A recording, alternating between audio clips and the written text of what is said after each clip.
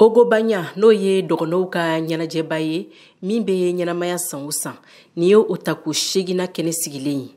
A ɲɛnajɛ kunba ye ka yira ko maliyɛnw bɛɛ lajɛlen ye kelen ye ani ka dɔgɔnɔw ka ladalakɔrɔfɛnw don ba la. Ɲinata o bonya dila tamasekuw de ma. Num Tapili jinɛdɔgɔnw ka ɲɛma don. Banya tɛ fɛn wɛrɛ ye dɔrɔn ka yira maliyɛn bɛɛ la an bɛɛ kelen ye. Ɲinan an ye mɔgɔ minnu wele k'a kɛ invité d'honneur. O ye an ka cousin ninnu ye Tamasɛku parce que Tamasɛki ni dɔgɔnɔ cɛ fana an cɛ ka gɛlɛn. Culture ye fɛn caman ye. Donc o de kosɔn ka waleɲuman dɔn Tamasɛku la ɲinan ta an y'u bila ɲɛfɛ. Ogo Banya ka ɲinan ɲɛnajɛ o kuntigiya dila furancɛlatɛmɛ fanga ɲɛma daka ma n'o ye Choguel Kokala Mayiga ye. A ka fɔla ko jinɛdɔgɔnw ka ni ɲɛnajɛ in bɛ jamana ka yɛrɛma hɔrɔnya ni balimaya de ko fɔ. Jinɛdɔgɔn ka festival lajɛ n hakili jiginna fɛn dɔ la.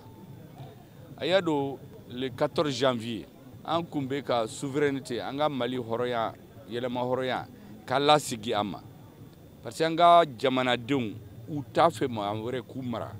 Ni ɲɛnajɛ in n'o bonya dila Tamasɛkuw ma u ka ɲɛma ka kuma lase la ko ni ɲɛnajɛ bɛ bɛɛ ni keleya ani koto ɲɔgɔn tala de ko fɔ mun b'a to basigi o bɛ se ka na Mali kɔnɔ. Ni ɲɛnajɛ n'o kan ka kɛ dɔgɔkun kelen kɔnɔ baara caman bolodalen don jinɛdɔgɔn ɲɛma ka fɔ la. Insécurité nalen kosɔn mɔgɔw tɛ se ka taa dɔgɔnɔ dugu la donc bɛɛ bɛ na yan semaine kelen kɔnɔ san kɔnɔ.